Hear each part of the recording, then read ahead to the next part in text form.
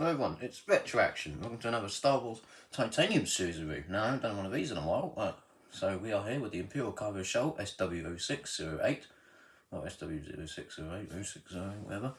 Yeah, the Imperial Cargo Shuttle SW-0608, released by Hasbro in 2016. Of course, the Titanium series did make a comeback. It was originally from 2005, 2009.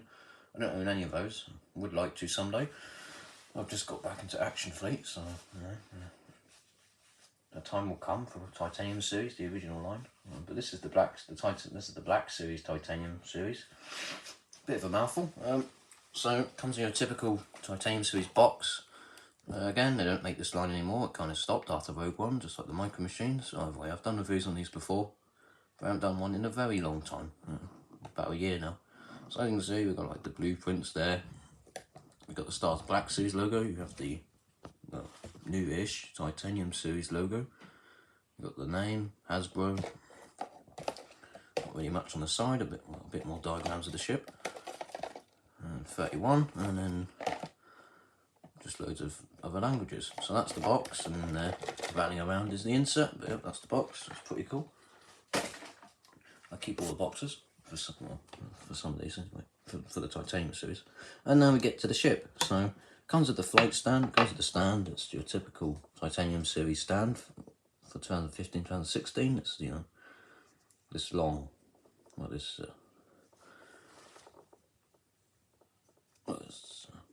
yeah, the original Titanium series stands were more like the Action Fleet. This one isn't really in the style of Action Fleet. It's interesting. It's got like this long rectangular base and the stick. So, you see, we've got Star Wars at the bottom there. Yeah, it looks cool, but there's not really a lot to it. So forget that, and let's just get on to the ship. So here's the vessel. This is the Imperial Cargo Shuttle SW-0608. Now, it's quite a big ship, to be honest, for the Titanium series. It's very big. We bring in the Krennic's Imperial Shuttle from the same line. Of course, there's another Rogue One ship. This is another Rogue One ship, as you can see. It's about half the size. If we just do that. There we go. Yep, so there it is. So you can see this one is quite thin compared to this one, but it does, the wings do come down. And I've done a review on this one before, but as you can see, it gets quite big once you bring the wings down. On this one, it's the opposite. Well, it's not actually. It's the same. It's the same sort of idea. So what I like about this one, well, of course, this is not your typical Imperial Shuttle, given that it's got 4 wings. And of course, this is like it's a bit like Imperial Shuttle Titanium, but now the wings are going up instead of to the side. Well, normally there's one of these in the middle and 2 to the side. But on this one, they're all pointing up, so that's interesting. And we'll come to that bit later. Got some nice like weathering going on. It's mainly grey with a bit of orange at the bottom, and well, lots of orange, and just a few streaks of white. And we've got the engines there, which is got the blue detail, which is pretty cool. It is die cast, like the Titanium series. I don't think the wings are, it's just the main body. And there are a few features. The first is we've got the landing gear. It can come down. Apologies, but I do need to cut my nails. So that's why they're a bit long. Yep. These landing gear, I had a real pain getting these out at the start. When I first opened this.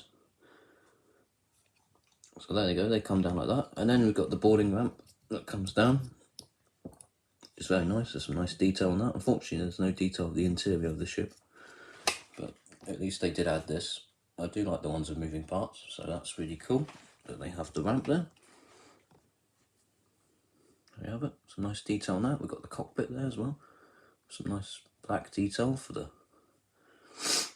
windows. Yeah, we've got some nice white lines across there and some orange stripes. Got loads of detail there, all up the wings. Got all this moulding, looks fantastic. There's a different, there's more like glossy grey colour.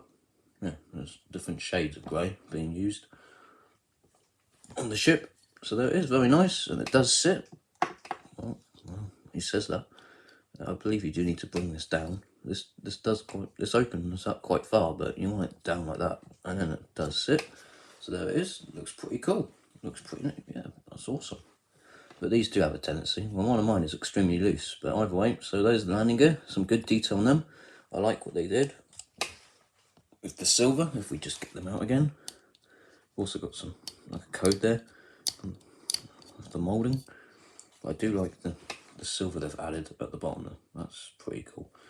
Like the strut. And there's some nice detail along the side here as well. And again, more weathering. So let's just bring these all out again. So that looks pretty cool. Looks pretty smart. So there it is. That's them all closed up. There's the port for the peg for the stand. And what you can do, of course, take the stand and it will connect like so. And you've got yourself a fantastic titanium series ship, and it stays quite well on the stand as well. It's not too floppy. I mean, it doesn't really have a tendency to fall off. It's on there quite well, so that's good. Again, like I said, one of these landing gear just want to pop down, flop down sometimes. But it looks great. It's very cool. But of course, there is another action feature. So yeah, you've got the ramps. You've got the ramp that comes down, which is really nice. I really like that. Let's just see if we can zoom in on that. As you can see, there is really nothing in there, but they have moulded a bit, something underneath the cockpit there. So that's kind of cool. So unfortunately, it's just there isn't really anything going on inside, but it creates the illusion there's something inside. So that's kind of neat. And I like it when they have ramps that come down and landing gear, of course. And I really like die-cast ships that do that. Some really good detail around the side, and then of course the wings come down, the wings fall down like so, and we now have this very impressive wingspan, and this ship is probably as big as the last one now. If we bring out Krennic Shuttle, so this one gets taller, while this one gets lower. This one's lower to the ground, whereas the other one is above, getting taller, higher above the ground. So that's an interesting take. And there it is, you've got Krennic's Imperial Shuttle, which is number 32. I think it's 32.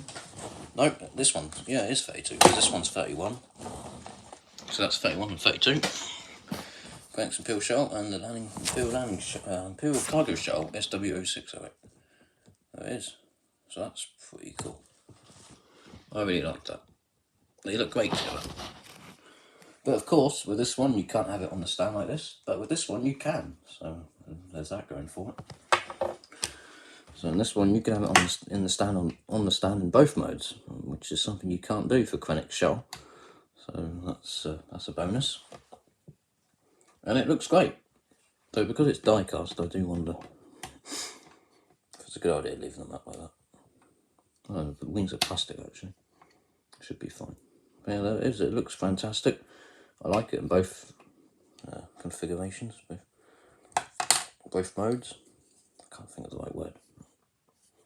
It looks great. Yeah, a bit annoying that is. And underneath we have loads of detail. I love the silver metallic paint we've got going there. Along the bottom there, pretty cool.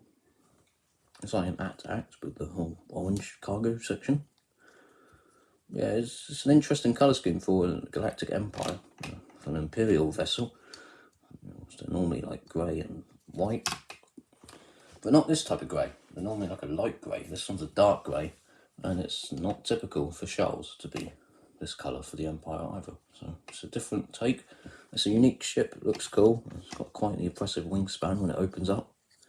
And yeah, the wings are quite loose though, like this, but when they fold up, they're quite tight. But yeah, this just looks cool. And it's kind of a pain holding it, to be honest, from this angle. There it is. Yeah, it looks great. Quite the impressive wingspan, and when it closes up, they fold up neatly. Put it on the stand. You can have it on display in both modes. So, yep, that is the Imperial Cargo Shuttle SW-0608. Looks fantastic. I really like the design of this ship. It looks cool.